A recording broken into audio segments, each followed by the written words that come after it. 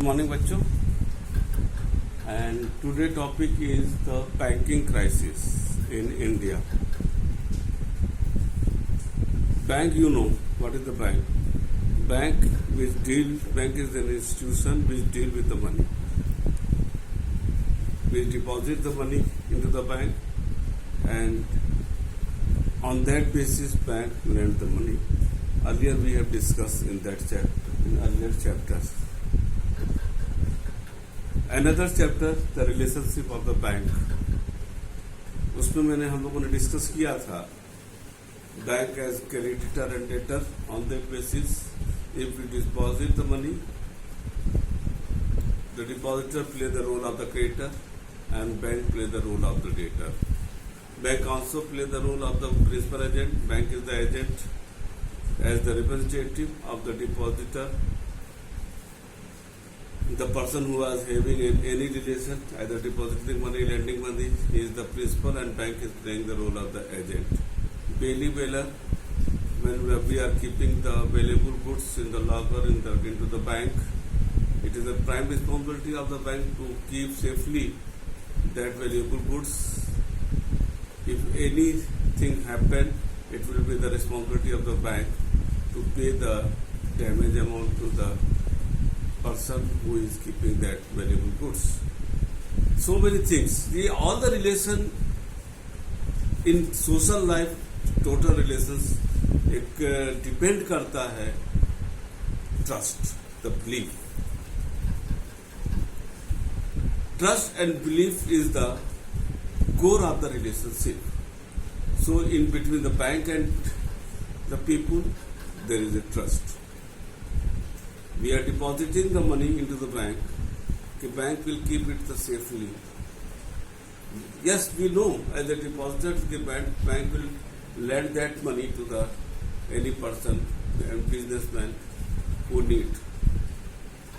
But my aim is not that bank will lend the money. My aim is to keep the money safely into the bank and receive the interest. And suppose in the certain time a depositor go to the bank and in certain case bank is unable to return that amount to the depositor, it will be the breach of the trust. ये विश्वास का हनन होगा क्योंकि when people go to the bank to withdraw the money, it means that person is having the need to have the money, to demand the money. लोगों के पैसे की सख्त जरूरत है ताकि उनकी जरूरत पूरा हो सके. But in the certain case bank is unable to return the money. The people will be sufferer. The person who is having the account into the bank will be the sufferer because that person is unable to fulfill his need. Not only it will be the trust, breach of the trust, but also it will create a very large scale problem, very huge problem for the depositor. And that all the things when his bank is unable to repay the amount, that is the banking crisis in simple word. Recently you have listened so many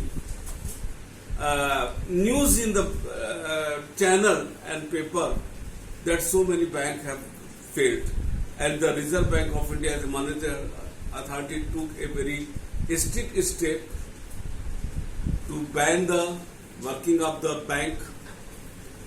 In that case, the deposit for the certain period, the RBI banned to withdraw the amount of the depositor, and that creates the very large scale problem for the depositor. But at present, bank is facing the problem due to certain reason. जैसे भी आप देखे होंगे कि लोगों का जो है पैसा जो बैंक में जमा था, तमाम जो हमारे बड़े बड़े जो लोग लिए थे पैसा वो लेके चले गए बाहर, जिसका केस चल रहा है. इन दैट बैंक का तो प्रॉब्लम खड़ा हो जाता है. लेकिन what is the role of the depositor, but depositor are the sufferer. आपने देखा होगा, लेकिन एक चीज है कि for certain period depositor will be suffer, लेकिन उनका एक पैसा डूबता नहीं है due to so many reason, जिसको हम later on we will discuss. But here we will discuss कि बैंक में अब तक जो क्राइसिस आया, जिसका पीरियड दिया, वो क्या रीजन था. इसमें जो पीरियड भी दिया है बैंक के इसका, first banking crisis 1913 to 17, second banking crisis 1922, 1920 and 1929-36, third banking crisis 1939 and 46. There are three phases of the banking crisis, but when we are going to discuss the reason, the main causes of the banking crisis, so you will find कि एक common reason तीनों banking crisis में था कि at that time there was no central bank, जैसे like in India at present time the Reserve Bank of India, at that time there was no central bank privilege, and all the banks were controlled by the corporate sector, and corporate sector is doing the work on the basis of the profit motive. That's why that's become a major portion of the cost. That's why the bank failed and at that time unable to return the amount to the depositor. Point is, I will discuss the reason, the causes. The first point is causes of banking crisis in India is many of the director and manager of these banks were incapable. Incapable का मतलब होता है अक्षम, and had little knowledge either of the principle or the practice. यानी bank के जो banking सिद्धांत है, जो हम लोग कॉमर्स में पढ़ते हैं, उसका उनको कोई किसी प्रकार का नॉलेज नहीं था. अब आप देखते भी होंगे आजकल कि जो पहले के लोग क्या थे, corporate sector were dealing, and whether the director जो होता था वो एक तरह से जो पैसा लगाता था वो होता था, बट क्या उस डायरेक्टर को जो अर्थशास्त्र, इकोनॉमिक्स और बैंकिंग का नॉलेज था, प्रिंसिपल का, नहीं था. अभी भी बहुत से हम इसका प्रैक्टिकल उदाहरण आज के संदर्भ में हम दे सकते हैं. बहुत अच्छे अच्छे बिजनेसमैन हैं, बहुत सफल बिजनेसमैन. दुकान चलाना is something different, but industries large scale पर चलाना इज समथिंग डिफरेंट. लोग कहते हैं कि हमारे फलाने हमारे बहुत तेज हैं, फलाने तेज हैं, लेकिन एक चीज हम कभी कभी पूछते हैं, क्या कॉर्पोरेट सेक्टर जब मार्केटिंग मैनेजर का पोस्ट निकालता है तो लिखता है the person who is having the MBA degree in marketing management plus experience in marketing. Corporate sector never write कि वो शॉपकीपर जो 20 साल से दुकान कर रहे हैं वो मार्केटिंग मैनेजर के लिए अप्लाई करें. आप तेज हो तो उस दुकान के लिए तेज हो, लेकिन क्या कॉर्पोरेट सेक्टर का मार्केटिंग आप संभाल सकते हो? कारण क्या है कि वो दुकानदारों को नहीं लेगा जो 20 साल से 50 साल से दुकान चला रहे हैं, क्योंकि वो दुकानदार वो दुकान को तो चला रहे, whether the know the accounting, economics, the business law, the management, know. But the person who is having the knowledge of the who has done the MBA, he know the economics, he know the banking, he know the accountancy, he know the law. But at that time it was not practiced, and that's why all the directors were incapable to deal with the banking business, because they are not having the knowledge of the economics, management and the banking subject. The second point is there was an competition and rivalry among these banks. वहां पर हर bank individually काम करता था, because there was no central bank. In that case just to attract the customer, क्योंकि all the banks individually किसी न किसी corporate sector को बिलोंग करते थे, उन राइवलरी उनके एक कंपटीशन और दुश्मनी उनके में ज्यादा थी. Just to attract the customer, the depositor, they provide the high interest rate to the depositor, है ना, high rate, and there they could really afford. क्या वो इस हाई रेट को अफोर्ड कर सकते थे? If they had conducted the legitimate business only, in order to able to pay the high rate of interest, they employed the fund, their disposal as the hazard enterprise. Hazard का मतलब होता है एक तरह से नुकसान बर्बाद करने वाला। जब वो हाई रेट करते थे निश्चित रूप से एक लेजिटिमेट बिजनेस जो लीगल बिजनेस है उसमें कभी भी इतना हाई रेट इंटरेस्ट नहीं हो पाए मिलेगा। देन एट दैट टाइम कैसे वो इंटरेस्ट को चुकता करें, क्योंकि वो लाभ उनको मिल ही नहीं रहा है। जैसे नॉर्मल लाइफ में कहा भी जाता है कि जो लोग बहुत तेज सक्सेस होते हैं उसके कहीं ना कहीं उनके पीछे कुछ न कुछ गड़बड़ है। पिक्चरों में ही दिखाता है कि एक साल पहले जो है जीरो था और एक साल बाद 500 करोड़ की उनकी आमदनी हो गई, और नॉर्मल लाइफ में नहीं होता है। ठीक है, अब यहां पर वो जब हाई इंटरेस्ट दे दिए तो कि कस्टमर को अट्रैक्ट करना है, और जब कस्टमर को अट्रैक्ट करना है और हाई इंटरेस्ट दे दिए, जबकि नॉर्मल बिजनेस से उनको वो इंटरेस्ट लाभ नहीं मिल रहा है, क्योंकि अगर 10 रुपया वो ऑफर कर रहे हैं तो 15 रुपया कमाएंगे, तब वो 10 रुपया दे पाएंगे और 5 रुपया जो उनको बचेगा उसमें से उनका ऑपरेटिंग एक्सपेंसेस होगा जो बैंक चलाने के लिए, और प्लस उनका profit. But that was just impossible at that time. They could not afford that interest due to the high interest rate. So just to meet out this type of interest, high interest rate, उनको किसी न किसी ऐसे business जो नुकसानदेह business होता था, risky business होता था, उसमें उनको पैसा लगाना पड़ता था। That was the point number 2। Third point, there was also great positive मतलब होता है कमी of fund with this bank. उनके पास फंड की बहुत कमी थी।